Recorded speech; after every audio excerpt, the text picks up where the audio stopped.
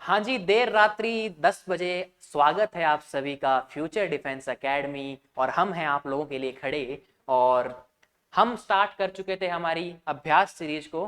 थोड़ा सा हम माफ़ी चाहेंगे कि अभ्यास सीरीज रेगुलर नहीं हो पा रही है। बीच में मेरे थोड़े से तबीयत का इशू हो गया था, तो हेल्थ इशू के कारण क्लासेस आपकी प्रॉपर नहीं हो पाई हैं। अब कुछ ठीक है तो मैं आ गया हूँ क्लास लेने के लिए। तो अभ्यास सीरीज की 4 क्लासेस पहले हो चुकी है और आपने बहुत सपोर्ट किया है मुझे। तो स्पेशली अभ्यास सीरीज की 5th क्लास आ चुकी है। टॉपिक मेंसुरेशन ही रहने वाला है। और टैगलाइन आप सभी जानते हैं कि मेरी अभ्यास सीरीज की टैगलाइन क्या है? Fall in love with mathematics, यानी कि गणित विषय से प्यार। ओके, तो fall in love with mathematics, topic mensuration. Like share subscribe करते रहा करो। यूट्यूब का आइकन भी आपको दिख रहा है, मैं भी दिख रहा हूं, फायरी 5th क्लास भी दिख रही है। तो चलिए शुरू करते हैं फटाफट से इसे। आ गया है आपके पास में 21st क्वेश्चन। 5-5 क्वेश्चन कर रहे हैं, हर क्लास में 5 क्वेश्चन है। 4 क्लास यानी 5 इंटू 4 20 हो गए। 21 पे हम आ गए। आइए बात करते हैं। A sphere of a diameter 18 centimeter is dropped into a cylindrical vessel of diameter 36 centimeter, partially filled with water. If the sphere is completely submerged, then calculate the rise of water level. भाई हो क्या रहा है? Basically आपके पास में, ओ I am sorry, एक cylindrical vessel था कुछ ऐसा। उसके अंदर पहले से कुछ था आपका पानी यानी वाटर। अब कुछ लोग कहेंगे सर वाटर नीला होता है, तो लो आपकी भारी मांग पर वाटर को नीला कर देते हैं। तो इस सिलेंड्रिकल वेसल के अंदर क्या भरा हुआ है? वाटर। और इसकी डायमीटर आपको दे रखी थी कितनी? 36। तो इसकी रेडियस कैपिटल आर ले लूं, वो हो जाएगी आपकी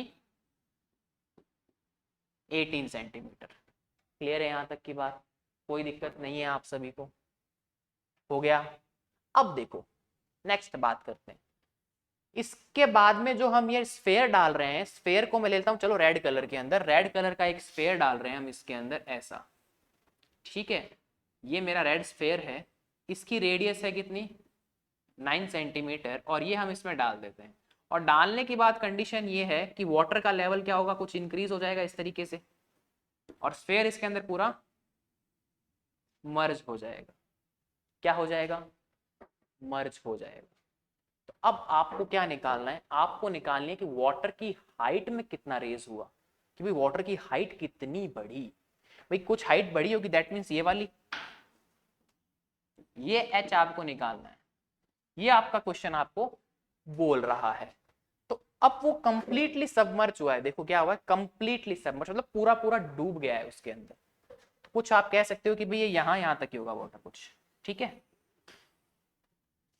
यानी कि जो हाइट है वाटर की वो कितनी बड़ी पहले कितनी थी वो आपको निकालनी पड़ेगी। आइए देखते हैं। सबसे पहले तो आपको क्या करना पड़ेगा? वॉल्यूम ऑफ स्फेरिकल बॉल या वॉल्यूम ऑफ स्फेयर निकाल लीजिए आप। वो कितना होगा? 4/3 पाई आर क्यूब। ठीक है, कोई प्रॉब्लम नहीं है आपको इसके अंदर। अब देखें कि भाई इसके अंदर हुआ क्या। इसके अंदर हमारा पानी रेज हुआ होगा कुछ ना कुछ। तो कितना पानी रेज हुआ होगा भाई? कुछ तो पानी रेज, जितना भाई वॉल्यूम इसके अंदर गया उतना ही तो रेज होगा ना वाटर की हाइट। तो कैसे निकालोगे?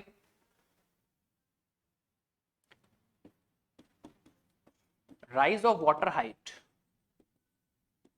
ये आपको फाइंड आउट करना है। और आपको ये पता होना चाहिए कि वो कितनी होगी। वॉल्यूम ऑफ आपका जो सिलेंडर है या सिलेंड्रिकल वेसल है, उसके अंदर जितना चेंज आएगा उतना ही चेंज किस में आएगा? आपकी हाइट के अकॉर्डिंग चेंज आएगा। देखिए कैसे। सिलेंड्रिकल में मैं मान लेता हूं कि पहले इसकी हाइट कितनी थी?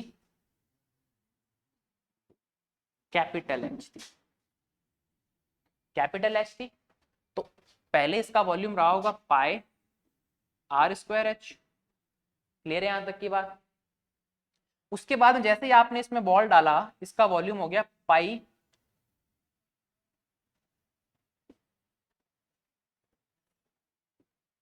Are square. देखो एच ये और h वो वाला, तो h प्लस एच लिख दूं। टोटल हाइट कितनी हो गई? अगर मैं ये टोटल हाइट निकालना चाहता हूँ, हाइलाइटर से निकालते हैं, इजीली दिखेगा आपको। ये टोटल हाइट निकालना चाहता हूँ तो देखो h ये वाली और h ये वाली, तो ये टोटल हाइट कितनी हो जाएगी? अच्छा क्वेश्चन है, ध्यान रखिएगा इसका। h प्लस एच, ये टोटल हाइट हो जाएगी, यानी कि pi R square H plus H. ये क्या हो गया आपका? टोटल वॉल्यूम आ गया इसका, कि भाई इसका टोटल वॉल्यूम कितना है। ये तो क्या हो, टोटल वॉल्यूम। अब मुझे तो सिर्फ उतना ही निकालना है ना कि भाई जितना इसके अंदर डाला है हमने, तो इसके अंदर से हम निकालेंगे तो देखो आप सीधा pi R square H plus pi R square H ऐसे लिखेंगे। ये तो पहले से ही था, मुझे सिर्फ राइज कैलकुलेट करना है कि भाई राइज कितना हुआ है। तो राइज के लिए आप क्या कर लोगे, पाई आर स्क्वायर कैपिटल वाला एच है वो माइनस कर दो। एक्चुअल में ये कंडीशन होती है, तो आपके पास में आएगा सिर्फ पाई आर स्क्वायर एच, कि भाई ये हाइट कितनी बड़ी। ठीक है, क्लियर है भाई। जितना इसका जितना वॉल्यूम है वही तो उसका अल्टीमेट वॉल्यूम बढ़ाएगा, तो volume is equal to volume करना है। दैट मीन्स, सॉरी यहाँ पे कैपिटल आर ही आएगा, तो 4/3 pi R cube is equals to pi capital R का स्क्वायर और एच। ये जो रेड बॉक्स में बंद किया है मैंने, यहां से आपको ये हाइट निकालनी है। हाइट की वैल्यू आपके पास नहीं है, बाकी सारी वैल्यूज आपके पास में है, तो मैं वहीं पे रखता हूं। जो डायग्राम मैंने बना रखा है उस डायग्राम को मैं होले होले से हटा देता हूं और ये कैलकुलेशन हम कर लेते हैं। यहाँ पे देखो मेन फंडा क्या लग रहा है कि हमने जो बॉल डाली है ना, बेसिकली पानी के अंदर जो हमने बॉल डाला है, बेसिकली वो बॉल ही क्या कर रहा है उसका,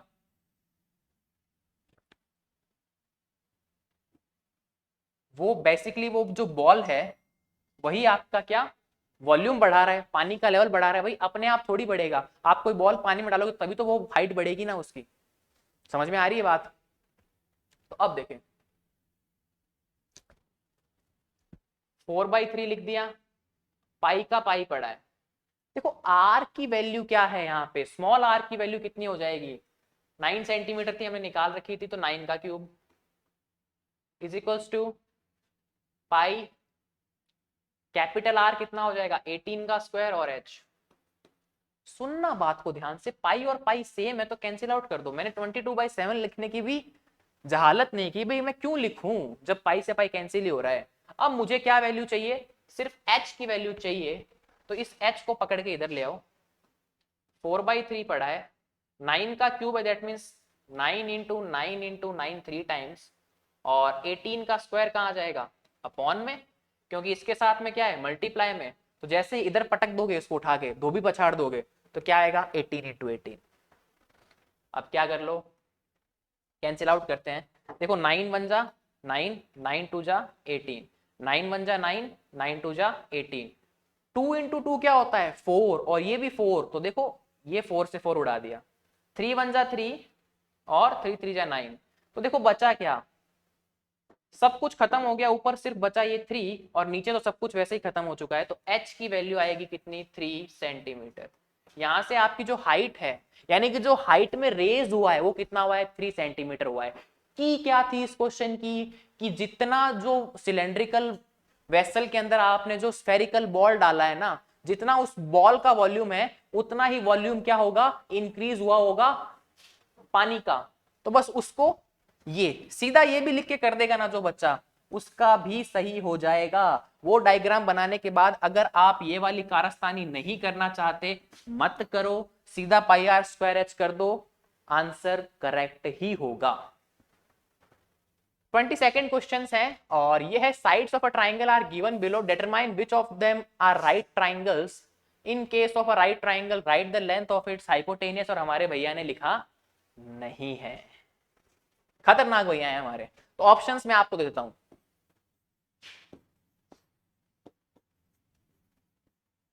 एक मैंने दे दिया आपको क्या, 8 और 6, एक मैंने आपको दे दिया 12 और 5, और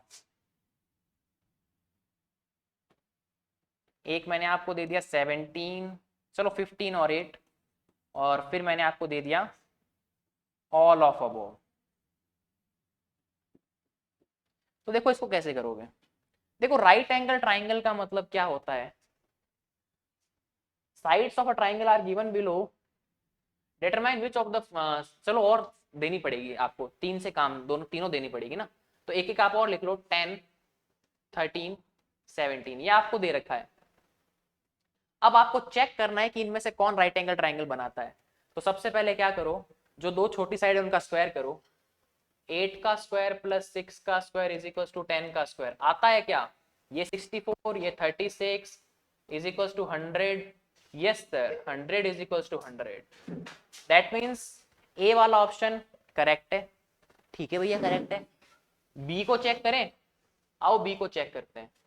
12, 5 और 13, 5 का स्क्वायर करो और 12 का स्क्वायर करो, जो छोटे नंबर है उनका स्क्वायर कर लो और ऐड कर लो, और इज इक्वल टू रखो 13 का स्क्वायर, तो ये हो जाएगा 25, ये होता है 144 और ये होता है 169, और जैसे ही इसको ऐड करोगे ये आएगा 169 is equal to 169, that means आपका ये भी करेक्ट है। आगे बढ़ते हैं और सी वाला भी चेक कर लेते हैं।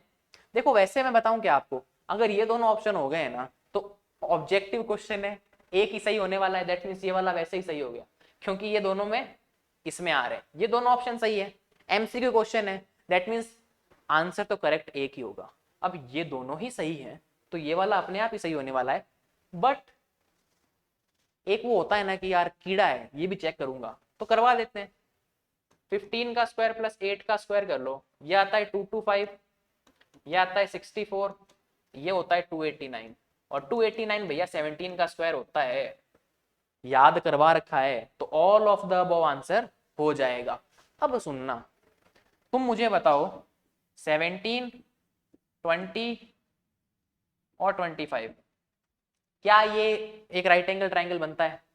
तो कर लो, 17 का स्क्वायर प्लस 20 का स्क्वायर, ये आएगा 289 प्लस 400, दैट मीन्स 689, और 25 का स्क्वायर 625, ये दोनों इक्वल नहीं होते हैं, that means right angle triangle form नहीं होगा।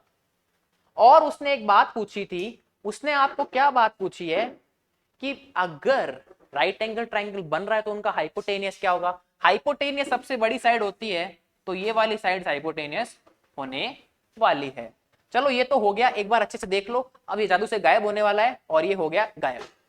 अब सुनो, एक मैं देता हूं 18, ठीक है, आपको 80 और 82, आपको ये बताना है कि आपकी जो ये चीज है 18, 80 और 82, ये जो है क्या ये राइट एंगल ट्राइंगल फॉर्म करती है साइड्स, और अगर करती है तो इसमें हाइपोटेनियस क्या है, पाइथागोरस थ्योरम इसमें कैसे प्रूव होती है, ये सब चीजें आपको बतानी है। ये आपका रहने वाला है HA। सर होमवर्क तो सुना था, HA क्या होता है? कुछ नहीं होता, नया नाम निकाल दिया रे, बैठे बैठे ऐसे बोर हो रहा था।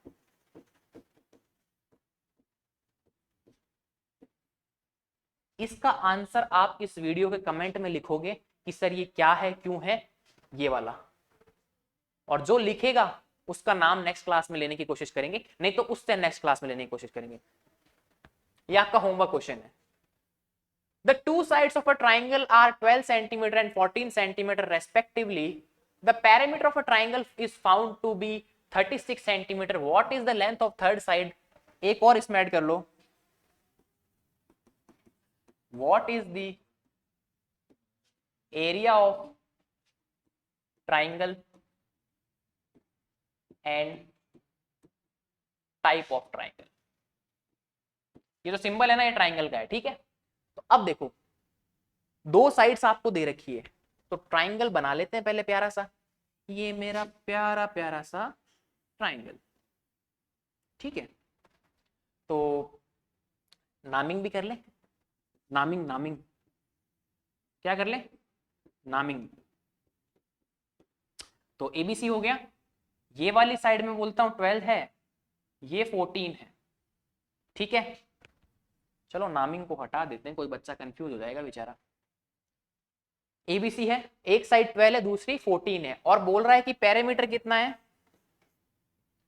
36 सेंटीमीटर। अब आप बताएं मुझे कि पेरीमीटर का मतलब क्या होता है, सम ऑफ ऑल साइड्स, यानी कि A B plus B C plus C A, यानी कि A B plus B C plus C A is equal to 36 centimetre.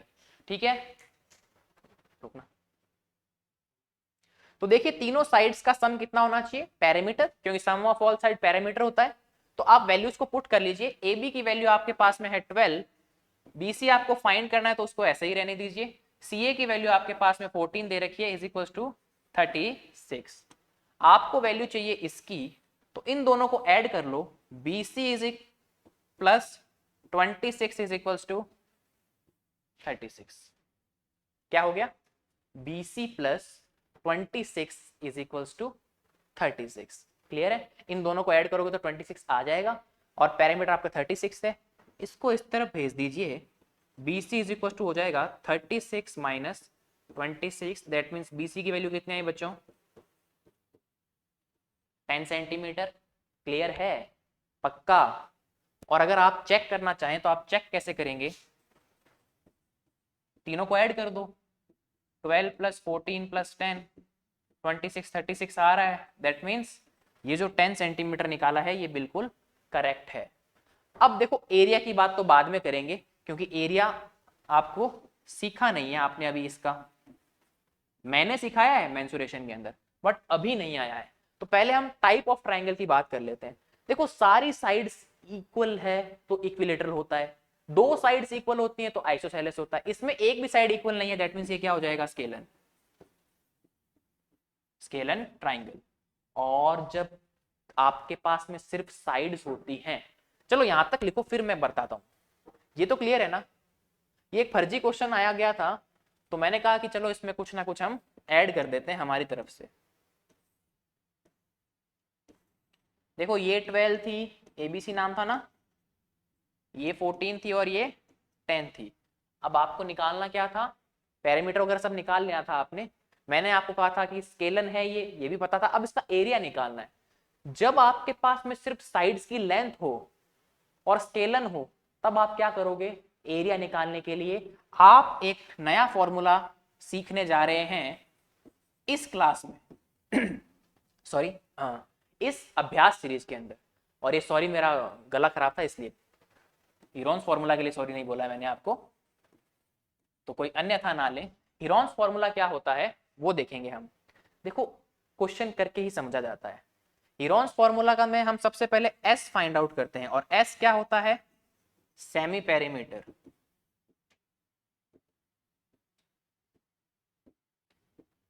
Semi perimeter मतलब पेरीमीटर का हाफ। तो पेरीमीटर क्या होता है, सब साइड्स को ऐड कर लो, यानी कि 12 प्लस 14 प्लस 10 अपॉन 2। जैसे इसको ऐड करते हैं आएगा 36 अपॉन 2, यानी कि जो s की वैल्यू है वो आ गई आपके पास में 18। कितनी आ गई, 18।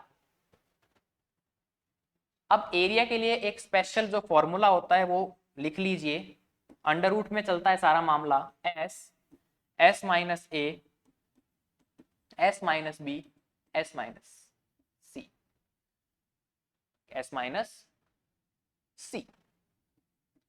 यानी कि सबसे पहले आप सेमी पैरामीटर लिखेंगे, फिर सेमी पैरामीटर में से क्या करते जाओगे, एक एक साइड माइनस करते रहो। देखो याद रट्टा नहीं मारना है, आपको क्या निकालना है, सबसे पहले आपको सबसे पहले सेमी पैरामीटर निकालना है। सर निकाल लिया, उसके बाद में अंडर रूट लगाएंगे, सेमी पैरामीटर लिखेंगे, फिर सेमी पैरामीटर में से पहली साइड माइनस करेंगे, फिर सेमी पैरामीटर में से दूसरी साइड माइनस करेंगे, फिर सेमी पैरामीटर में से तीसरी साइड माइनस करेंगे। यानी जितनी साइड है सबको एक एक बार माइनस कर दोगे और मल्टीप्लाई कर देंगे। रटना नहीं है हर चीज का सॉल्यूशन, ये फॉर्मूला होता है सेमी पैरामीटर का। ठीक है, तो आइए इसमें वैल्यूज पुट करते हैं। तो मेरे पास में s की वैल्यू कितनी आ रखी थी बच्चा, 18। s माइनस a, तो मैं मान लेता हूं कि भाई ये वाली साइड a है, ये b के सामने है तो ये b है। और बेसिकली नॉमेनक्लेचर ऐसा ही होता है। देखो ये c वाला है ना, तो इसके सामने की साइड स्मॉल c, ये a है तो इसके सामने की साइड स्मॉल a, ये b वर्टेक्स है तो इसके सामने की साइड स्मॉल b। तो s माइनस a यानी कि 18 माइनस 10, s माइनस b यानी कि 18 माइनस 14, और s माइनस c यानी कि 18 माइनस 12। आइए इसे आगे सॉल्व करते हैं। तो ये हो जाएगा 18 इंटू 8 इंटू 4 इंटू 6। क्लियर है? अब क्या करो, इसको प्राइम फैक्टराइजेशन में डिवाइड कर लो, या प्राइम फैक्टराइजेशन लिख दो इसका। 18 को मैं लिख सकता हूं 2 इंटू 3 इंटू 3, है ना। 8 को मैं लिख सकता हूं बच्चा 2 इंटू 2 इंटू 2।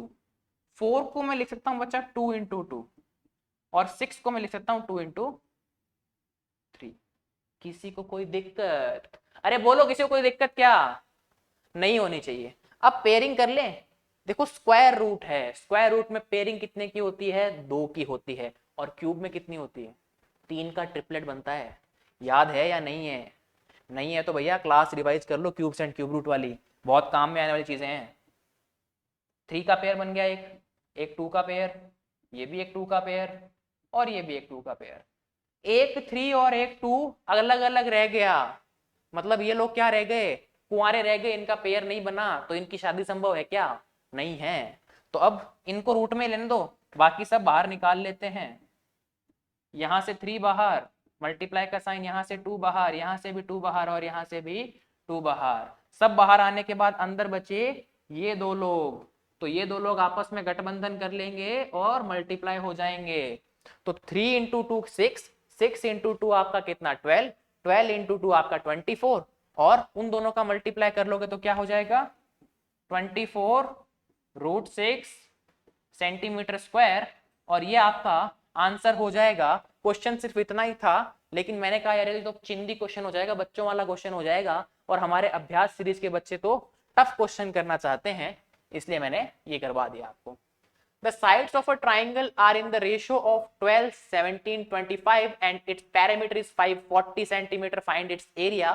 तो सबसे पहले तो आपको साइड्स निकालनी आनी चाहिए, तो आइए निकालते हैं। तो आप देखो 12 है रेशो, 17 है, और 25 है। क्या है? 25। तो साइड्स की वैल्यू आप ले लीजिए 12x, 17x और 25x। ये क्या हो गई? ट्राइंगल की साइड्स हो चुकी हैं। अब आप क्या कर लो, इनकी साइड्स निकाल लो। अब साइड्स कैसे निकलेगी? उसने आपको पैरामीटर दे रखा है, और पैरामीटर कितना दे रखा है? 540। तो इन सबको ऐड करो, 12 प्लस 17 प्लस 25, और साथ में क्या है इनके? x है, इज इक्वल्स टू 540। अब जैसे ही आप इसको ऐड करते हैं तो ये हो जाएगा कितना? 54। कितना हो जाएगा? 54। क्लियर है? तो 54x इज इक्वल्स टू 540। देखो 54 से सीधा ये कैंसिल आउट करो, 10 आ जाएगा। x की वैल्यू आ गई आपके पास में 10 सेंटीमीटर, यानी कि जो मेरी साइड्स थी वो कितनी हो गई? मेरी जो साइड्स हैं वो हो गई 120 सेंटीमीटर, दूसरी 170 सेंटीमीटर, और लास्ट वाली 250 सेंटीमीटर। अब वो बोल रहा है इसका एरिया निकालना है। यार अब इसका एरिया कैसे निकालोगे आप? सबसे पहले तो आपके पास में क्वेश्चन ये उठेगा कि सर इसका एरिया कैसे निकाले? उठेगा, उठना भी चाहिए। तो यहाँ पे अगेन आपको क्या करना पड़ेगा? हीरोन्स फॉर्मूला निकालना पड़ेगा, क्योंकि पाइथागोरस यहाँ पे अप्लाई नहीं होगा। क्यों नहीं होगा? आप इनका स्क्वायर कर लो ना, 12 का स्क्वायर करोगे 144 आएगा, इसका स्क्वायर करोगे 289 आएगा, और इसका स्क्वायर करोगे 625 आएगा। तो यहाँ पे आपका पाइथागोरस थ्योरम फॉलो नहीं हो रहा है, that means right angle triangle नहीं है। तो अगेन आपको क्या करना पड़ेगा? यहाँ पे हीरोन्स फॉर्मूला लगाना पड़ेगा। तो हम सॉल्व करते हैं। s की वैल्यू कितनी आएगी? पैरामीटर ऑलरेडी दे रखा है, तो 540/2 ऑलरेडी कर लेते हैं, तो s आ गया 270। तो कैलकुलेशन क्या बनेगी प्यारे बच्चा? देखते रहिए इधर। 270 माइनस फर्स्ट साइड करेंगे तो 120, 270 माइनस सेकेंड साइड करेंगे तो 170, और 270 माइनस 250।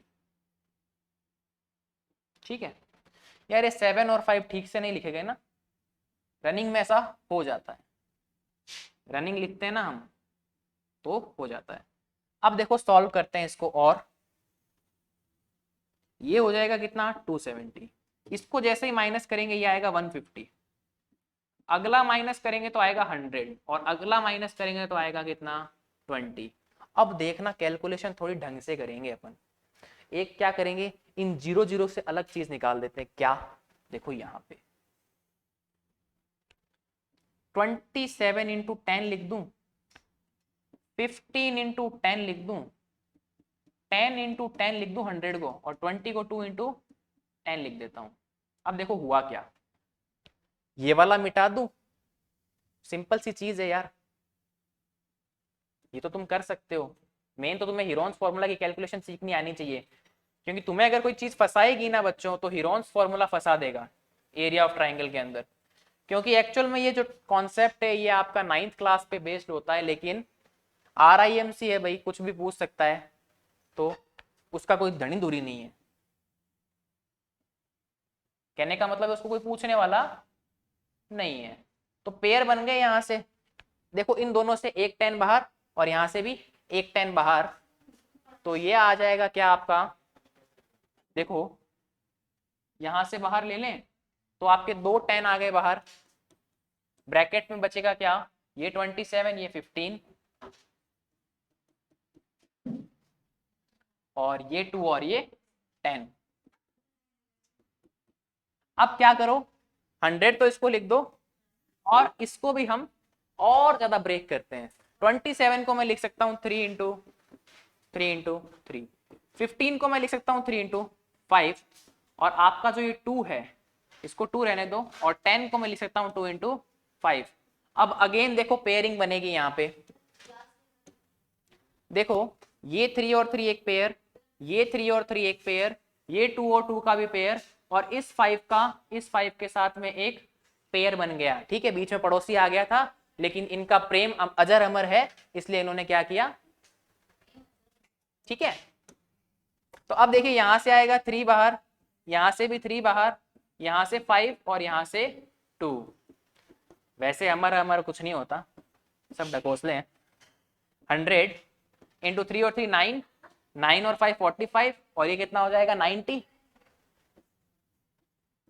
तो 100 इंटू 90 करोगे तो आंसर आ जाएगा 9000 सेंटीमीटर स्क्वायर, इस ट्राइंगल का एरिया। ठीक है, क्वेश्चन हो गया यहाँ पे ये खत्म। नेक्स्ट बात करते हैं 25th क्वेश्चन, आज का लास्ट क्वेश्चन है। ठीक है, उसके बाद में आपकी जो 5th सीरीज है वो फिनिश हो जाएगी। देखो क्या क्वेश्चन है, find the area of altitude and parameter of isosceles triangle given A और बी की वैल्यू आपको दे रखी है। ए यानी कि आपकी इक्वल वाली साइड, तो ये भी 12 है और ये भी 12, और बी हो गया आपका 7 सेंटीमीटर। अब ये आपको एल्टीट्यूड के बारे में पूछ रहे हैं। ठीक है, क्लियर है यहां तक की बात। तो सबसे पहले तो हम क्या निकाल लेते हैं, एरिया निकालना है या पैरामीटर ही निकालना है सिर्फ आपको। एक तो आपको एरिया भी निकालना है, एल्टीट्यूड भी निकालना है, पैरामीटर भी निकालना है। तो सबसे इजी होता है पैरामीटर, तो पहले वो निकाल लेते हैं। तो देखो 12 प्लस 12 प्लस 7, ये हो जाएगा 24 प्लस 7, यानी कि 31 सेंटीमीटर आपका पैरामीटर हो जाएगा। तो पैरामीटर का तो काम पक्का कर दिया, ये आ गया। क्लियर है यहां तक की बात। अब देखो वो आपको क्या बोल रहा है, एल्टीट्यूड और एरिया। तो सबसे पहले एरिया की बात कर लेते हैं। आइसोसेलेस ट्राइंगल के एरिया का फॉर्मूला क्या होता है, b/4 √4a² माइनस b²। सारी वैल्यूज आपके पास हैं, रख लीजिए। b की वैल्यू 7 है और a की वैल्यू 12 है। 7/4, 4 इंटू 12 का स्क्वायर माइनस 7 का स्क्वायर। अब इसको सॉल्व करते हैं। 7/4, 4 इंटू 12 का स्क्वायर होता है 144, और ये हो जाएगा 49। ठीक है, 4 इंटू 144 आप जैसे ही करोगे ना, तो your answer will be, I think ये आपका आएगा 576। करके देखिएगा, आपका आंसर 576 आना चाहिए। ठीक है, -49 आप कर लेना, देन 7/4, और इसमें जैसे आप 576 में माइनस करेंगे तो ये आपका आंसर कितना आने वाला है,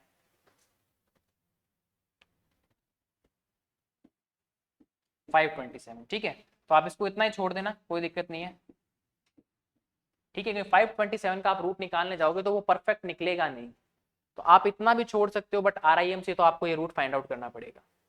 अगर आप आरआईएमसी पेपर दोगे तो आपको पूरा रूट फाइंड आउट करना पड़ेगा, और अगर आप ऑब्जेक्टिव पेपर दोगे तो उसमें आपको ये वाला ऑप्शन मिल जाएगा।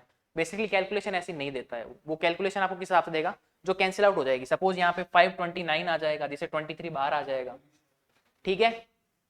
एक उसने एल्टीट्यूड और पूछा है, उसको देख लो एक बार। एल्टीट्यूड का मतलब होता है ये वाली हाइट, और यहाँ पे एंगल बनता है कितना प्यारे बच्चों, 90 डिग्री। यानी कि जो ये चीज बन गई ना, इसको आप एक ट्राइंगल बोल दो एबीसी। ये राइट एंगल ट्राइंगल है ना, तो राइट एंगल ट्राइंगल की बात करते हैं। राइट एंगल ट्राइंगल में एक चलता क्या है आपका, बाबा पाइथागोरस की थ्योरम चलती है। तो उसके भंडारे में क्या होता है कि ये वाली साइड और ये वाली साइड, यानी कि ये हाइलाइटर चेंज कर लें, यानी कि ये और ये, इन दोनों का स्क्वायर करोगे और ऐड करोगे तो इसके इक्वल आएगा। दैट मीन्स ऐसा लिख सकता हूं मैं, ए बी का स्क्वायर प्लस ये जो है ना आपका, ये हाफ होती है ध्यान रखना, तो ये आ जाएगा 7/2 का स्क्वायर। राइट एंगल ट्राइंगल के लिए हाफ हो जाती है, 3/2 3/2 हो जाएगी, ये और ये हाफ हो जाएगी, इज इक्वल्स टू 12 का स्क्वायर। तो ए बी का स्क्वायर इज इक्वल्स टू 49/4, और यहाँ हो जाएगा 144। तो ए बी स्क्वायर 144 माइनस का 49/4, और इसका आंसर भी वही आएगा, कितना, माइनस जैसे ही करोगे ये 576 अगेन वही आएगा, उसमें से 47 माइनस करोगे तो 527/4